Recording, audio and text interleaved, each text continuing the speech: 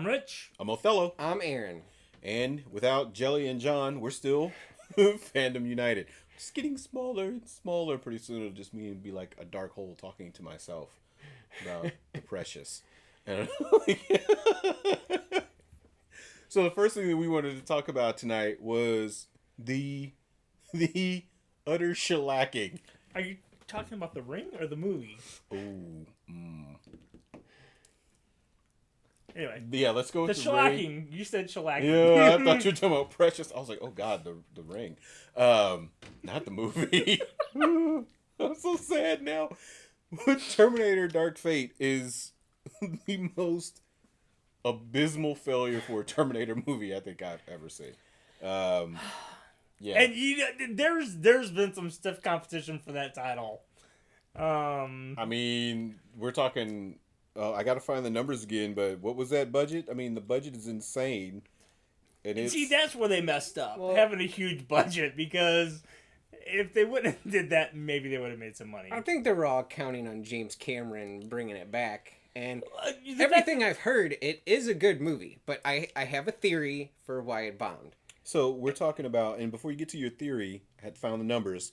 So it's set to lose $130 million off an estimated combined $325 million production, and it's only opened to $29 million stateside. As of a couple minutes ago, it only had $34 million domestic.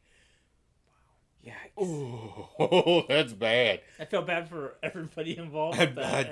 I do. But what's your theory? Why do you think that this movie is not being successful? I think all of them have not been successful, and I honestly think it's because the love for Terminator has not been carried from generation to generation. Like, the originals were our generation, and I know I haven't sat down and watched Terminator with my kids.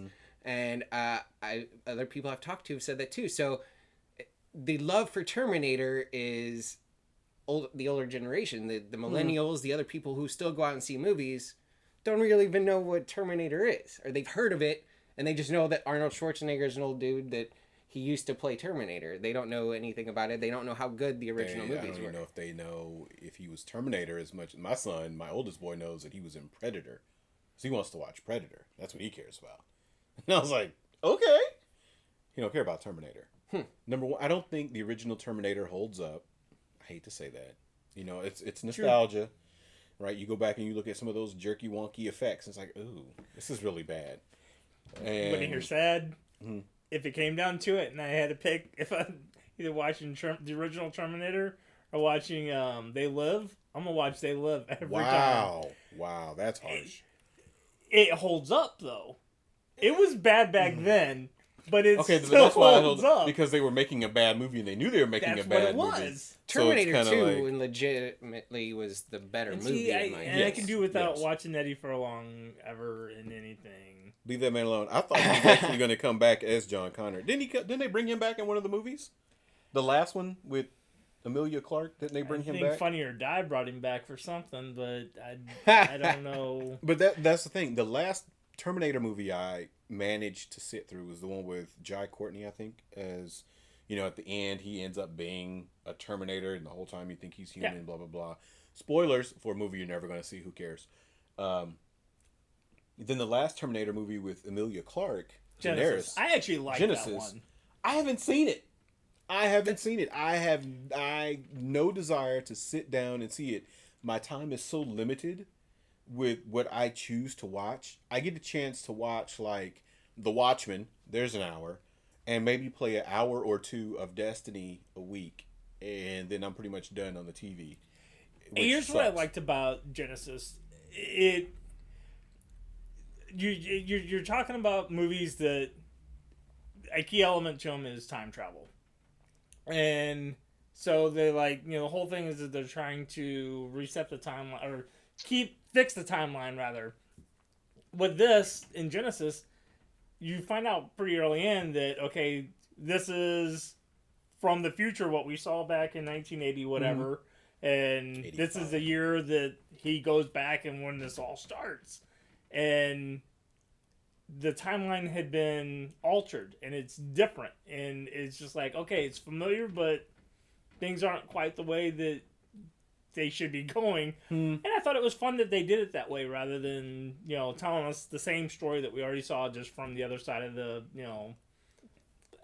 I don't know. I enjoyed the movie overall. I legitimately don't think that the last couple of them have really been that bad. I just think that the time of Terminator is over. I really do. I don't think the love of Terminator has been carried down. Do you also think, though, think about now, I think the first Terminator came out in 85, right? Robots as a thing was a really high science fiction concept. Oh, yeah. Okay. And so we weren't worried about seeing robots every day. We didn't have, but now kids are so used to it, it doesn't scare them.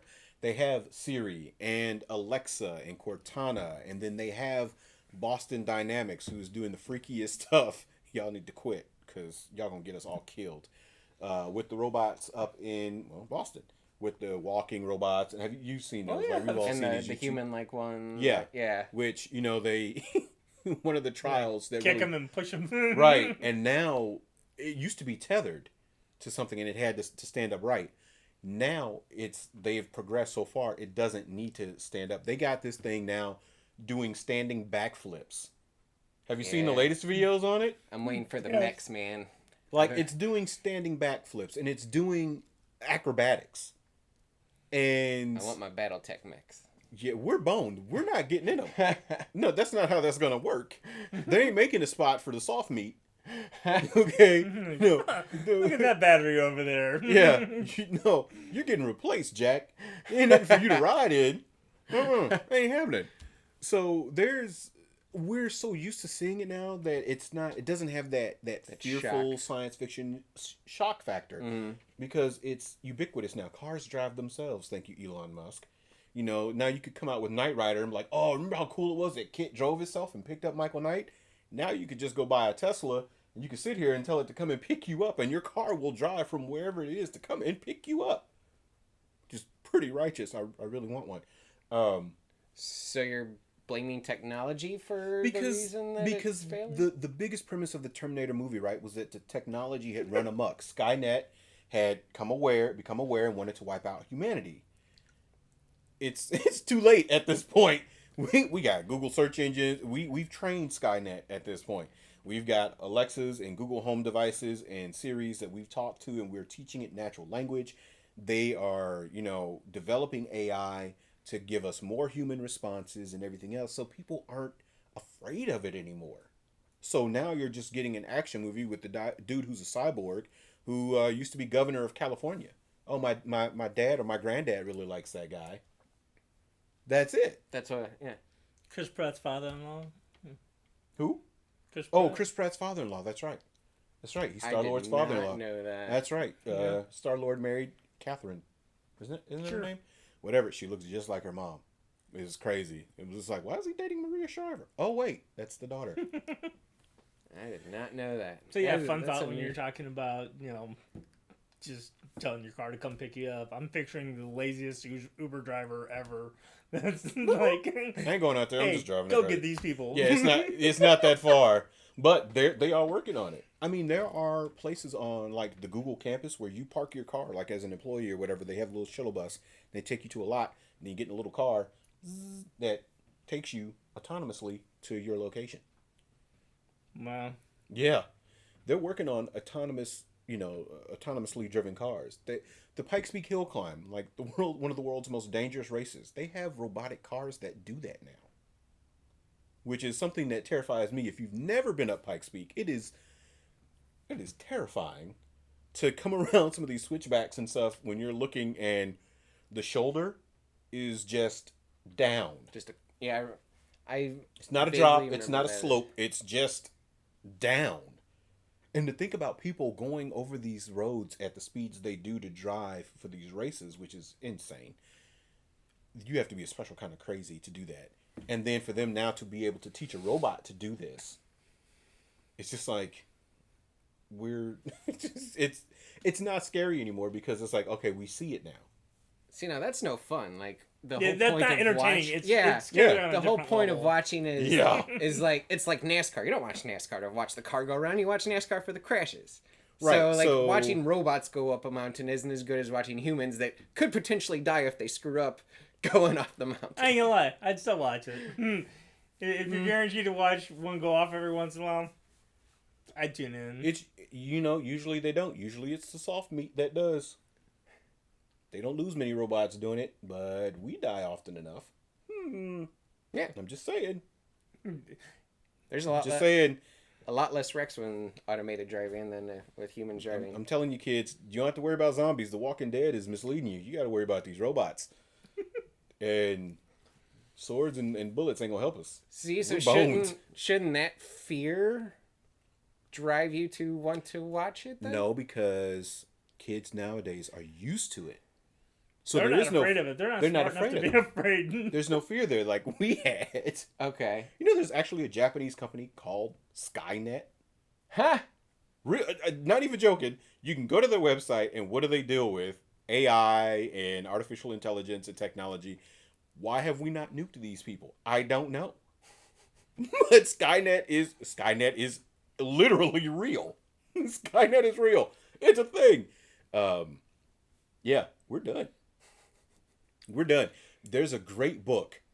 Oh my gosh, reading. Yes, words, children. What? Yeah.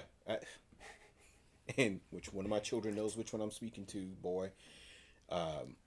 There's a great book called Robopocalypse, written by a guy who is a doctor of robotics from MIT and in artificial intelligence. And basically in the introduction of the book, it basically boils down to, I know robotics, I know artificial intelligence. We always talk about if the robots take over, blah, blah, blah. You see all these movies, they're wrong. If they're going to do it, this is how it's going to happen. And then he commences to lay out a blueprint of why we are already screwed. It's over, dude. It's already done.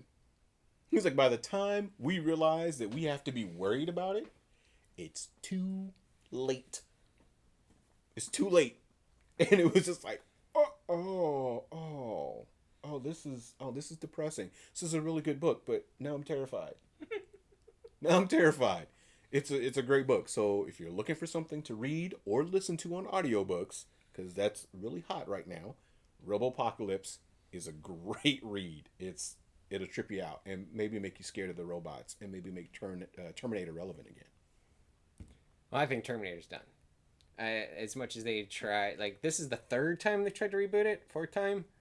It's done. I lost count. It's done. It's the time travel thing. Maybe that's what they're doing with Batman. Maybe that's what it is, the whole time travel thing, and why they keep rebooting Batman. Because now we have Robert Pattinson as Batman, which I'm sorry, I'm not, if he sparkles in the cape, I'm done. One moment of glitter in the cape, and I just can't handle it. We have, oh God, I already forgot the guy's name who's supposed to be playing Riddler. Zoe Kravitz as Catwoman. They lost Jonah Hill as Penguin. Jonah Hill would have been a good Penguin. Jonah Hill would have been a great Penguin. He would have had to fatten up a little bit again because he lost all that weight. I guess they could have put him in a fat suit, but whatever.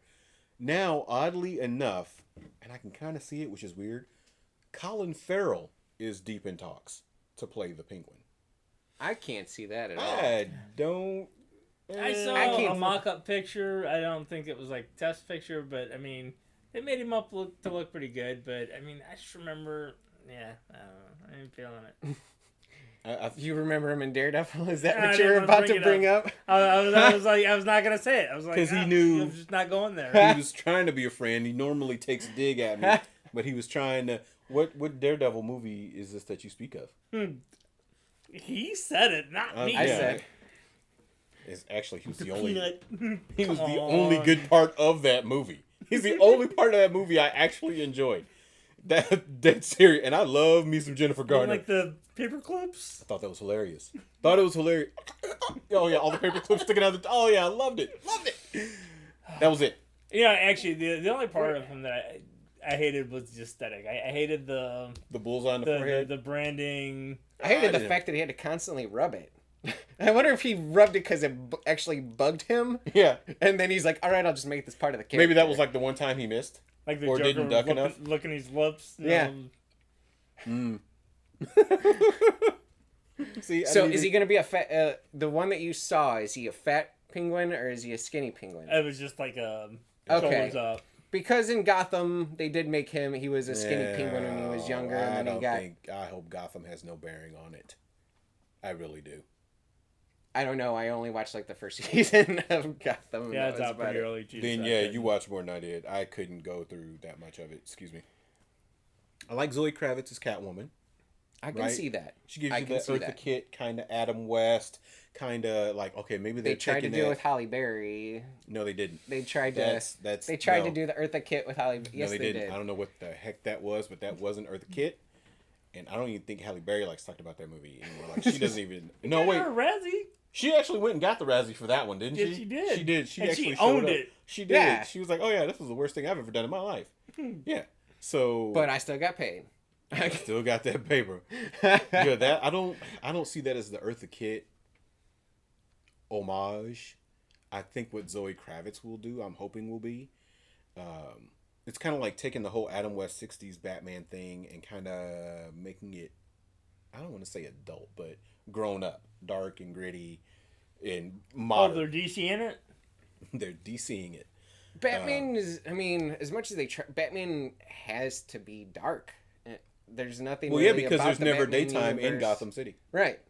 There's never daylight. There's nothing about the Batman universe that is light and happy like the rest of DC, which is like Batman should be in Marvel instead of DC. But he's the most popular DC character because he's a Marvel. But he makes no sense in the rest. As much as they try to shoehorn him into every other DC property, he makes no sense in the rest. Okay, the one thing that I had against the Christopher Nolan Batman movies was that there was too much daylight.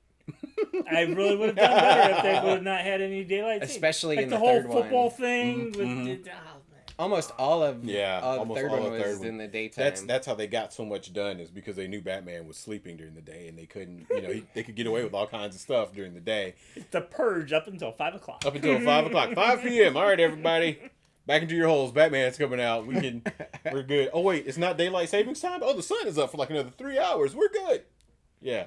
Summertime, we're robbing until 9 o'clock. Summertime, you can rob people blind in Gotham City till about 9:30. But once that sun sets, for the 4 hours it does, you're in trouble. So yeah, I'm not feeling that. I don't know how I feel about Andy Serkis as Alfred. I like Andy Serkis. I don't know if I like him as Alfred. You know what though? I think it's gonna be one of those things when we see it, it'll be like, yes.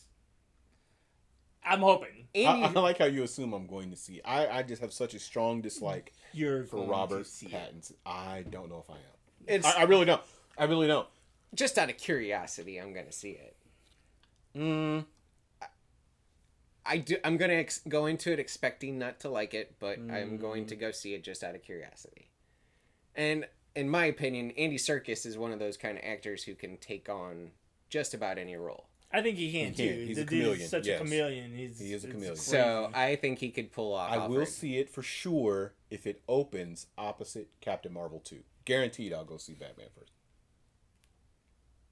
So sorry, my boys are sitting in the car today talking about just how much they hate that movie. Just randomly conversating, like we were talking about. I don't even remember what we were talking about, but somehow somebody said Captain Marvel, and then the hate train started. I didn't say a word. I'm driving the car and I'm like, they're gonna blame me for this. People are gonna blame me for this. I'm like, oh, your dad, he doesn't like women. No, my wife is one. Has been all her life. Kind of like him a lot. Things I really like about my wife is that she is. Yeah. I like that that we're not matchy. Yeah, I dig it. My mom's a woman. Yeah, my mom is a woman. My grandmother was one apparently. So yeah, all the way down. I'm a fan. Big fan of women. I hate that movie. But my boys on their own came to the conclusion that they hate that movie. So if the Batman with Robert Pattinson comes out opposite Captain Marvel 2 and I had that choice that weekend, it would definitely be the Batman. I feel like they're probably going to pop in the Batman at a time where it's not. Oh, they'll never go up against the Marvel movie. They're not. WB is not there, dude. They will never. I don't foresee the Batman being a summer movie. They might. They've had great success not releasing the Joker in the summertime. I mean, the Joker, if they take the same tact that they have with the Joker and make it, I don't know how, I don't want to say Joker's more of an art film, but make it because obviously it's not cinema, according to Mr. Scorsese. It's not really art, but if they can make it better, like they have the Joker's almost made $1 billion. Joker's sitting at 940 million worldwide. Joker is amazing. And now I'm worried. Like, I like the route that they've been going with DC, and now that they saw that the Joker pulled it off, they're like, oh well, maybe we were right all along. Let's go back to the dark and gritty DC. But you know what? That Joker movie would have been a perfect vehicle, God rest his soul, for Heath Ledger, and it would have fit perfectly in the Christopher Nolan version of the Batman mythos. I'll bet if he hadn't passed away, it probably would have been maybe an origin story. I don't think that movie would have got made if he had still been around. I think they still would have been making movies with Christian Bale. I think that there would have been. I don't think that they would have just abandoned it after 3 and like, oh, we're done. I think his death did cause a problem for 3 because I wouldn't be surprised if he was supposed to be a big part of 3. I think so. And his death made them change villains. My thing with the Batman movie is that they're already preparing to have 3 villains in this movie with Riddler, Penguin, and Catwoman. You're not going to get that character development, right, that you would look for with maybe, like, you think of Black Panther, right? You get that amazing Killmonger character development, and you get some good Black Panther character development as well, which you've gotten over a couple movies, but you get that amazing development there. Same thing with the Winter Soldier, where you get this amazing Winter Soldier character development for Bucky, as well as good character development with Cap. They can split that screen time. You can't do that with Catwoman on screen, and Riddler on screen, and Penguin on screen. You just can't do it. You just cannot do it. It harkens back to the old school Joel Schumacher films. I was going to say that. Right? Because every single movie had to have like 2 or 3 villains in it. They would add an extra villain. I remember even as a kid, I was like, each time they made a sequel, there was 1 extra villain for each sequel. Yeah. So, I know we haven't seen anything on the movie. Oh, you're just down on the movie because you don't like DC. I love Batman. Don't get it twisted. I love Batman. Batman is what's up, but DC and Warner Brothers need to do that character justice. Christopher Nolan did the character justice, and there's no justice that has been done to that character since Christopher Nolan let go of the directorial reins of that character. And to reboot so early is just, it's tiring. I didn't even like Ben Affleck. I don't like this man. I don't like Ben Affleck. I just don't. I didn't really care for his Dark Knight. I didn't care for his Batman. A lot of people liked it because it doesn't matter. I didn't care. But if you want to give me a standalone Batman movie, at least give him a chance to do that instead of rebooting yet again. It just seems like they're throwing stuff up against the wall to see if it'll stick. And it's just really tiring. Well, I don't know. That's where I'm at with the Batman. I just don't, I hope it'll be great, but I'm tired. I don't feel like Pattinson, because I'm sure they're planning to make more movies of Batman that they never make these movies just to be standalones anymore. Right. And I don't think Pattinson's the kind of guy to carry that kind of weight. Acting wise, physicality wise, whatever. I know he started his jiu-jitsu training right now, and I guarantee you they got him on the roids right now. Don't sleep on that just because he's in Hollywood. He's not tested for doping. I guarantee you he's on the sauce, or what do they call it nowadays? The gear to get swole, because that's a skinny dude. Yeah. So he's definitely on the gear in the gym. He's got the bulk up. He's got to. There's no way that he'd be believable if he didn't. Yeah. So. But, acting wise, to be honest, I don't think he's got the chops. I honestly will say I hope that this movie is amazing. I hope it is. Too. I hope it is. They're talking about they're going to bring Batman back to more of his detective roots. Make him he's the world's greatest detective. They've never really shown that in a movie before, so they're going to show that in this movie. I hope so. I would be there for that. Sure. I hope he over-explains everything like Adam West did. Well, you know how I figured this out. Here, look at my bat notepad as I write with my bat pencil. Yeah, and everything has to be labeled. So Label maker. I'm hungry. Would you like a bat snack? maybe if they did like an Arkham Knight kind of movie, I think it could work that way. I think that would be a good route for them to take because, I mean, again, That's built-in gritty, too. Yeah. Which is obviously what they want to do is, like, dark and gritty. That would be something that would be expected if they did anything Arkham-themed. That's if it were me, that's the route I would go. And I guess just jump in expecting everybody to, if they're going to do 3 villains, they got to jump in expecting everybody that's going to go see it to know who those villains are. I know, real quick, I did see something interesting because you just made me think of something when you said something about the dark and gritty. Jason Momoa has said he doesn't think that his character of Aquaman will be crossing over with Robert Pattinson's Batman. So I think they are siloing this property, maybe trying to see if this will work before they try to do anything connected universe again. Period. Like, the connected universe thing has burned Warner Brothers so bad because they executed it poorly that now they're just like, they're just not giving their other movies a chance to really connect. That's all on them, though, because, I mean, people have been very vocal about world building and how they want it. They're like, you know, the Marvel way that Marvel right. did it Yep. worked. Do There's that. nothing and wrong like, with we're not emulating doing the that. Marvel formula. There's nothing wrong with emulating that. No, if They it's should have winning, done. do it. Yep, they had Man of Steel. They should have given us the standalone Batman movie. We had Wonder Woman. They could have done Aquaman. They could have added Flash and Cyborg in later in the Justice League movie and introduced them there. They're still stupid that they didn't use those And they already could've- built-in fans, Yeah. you know, from the TV shows. Oh, to bring in those guys. Yeah, DC Grant is Gustin's really a great Flash, in my opinion. DC, I agree. Yeah, and DC is really big on their multiverse and split. So that's how they can always explain that Why it's not the same. why it's not the same character. Well, it's the multiverse. It's not the same. Blah, See, blah, and I blah. don't even care about that as far as a story. I'm saying it would have been smart for them to utilize, hey, we got this talent. It's already proven.